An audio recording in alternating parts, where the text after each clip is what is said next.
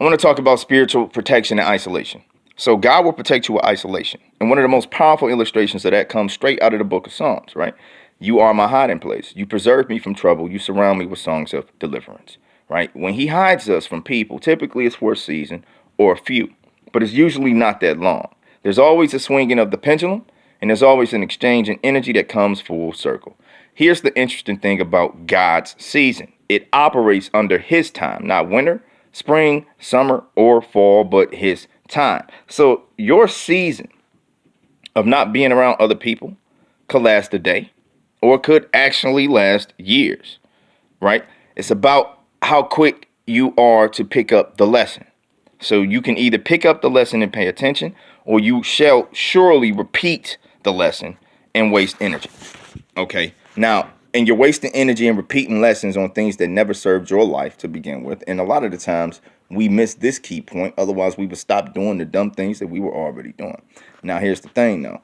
Another interesting part about isolation is it can take the shape amongst the people that surround you, or God can actually isolate you from materials, from opportunities, from certain wealth, spiritual enlightenment, mental gold, right? Or real gold in on the planet. You see what I'm saying?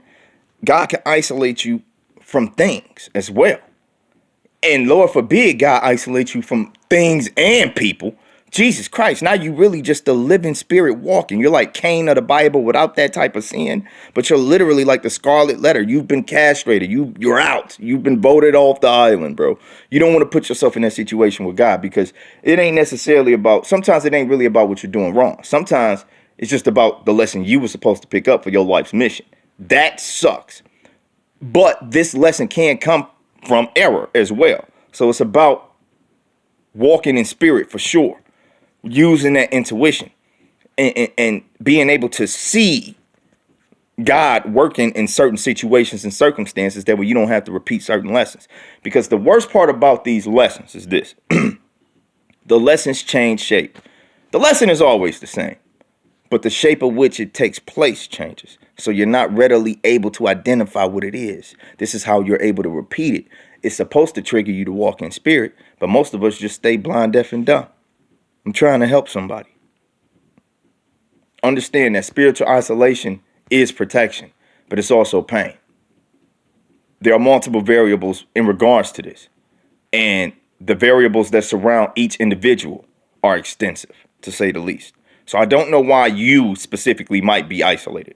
What I do know is there is only, listen, the numbers only go so high with the wise. So figure it out. Because I believe that we all can. It's really about being truthful with yourself. Really looking in the mirror, really knowing why you're going through something. Why you are where you are. Why you feel how you feel. Why you see things as you see them. Why you hold on to what you hold on to. What's your justification for your hate? Ego, evil, devil. If you want to really find God, isolation is a very important part to that.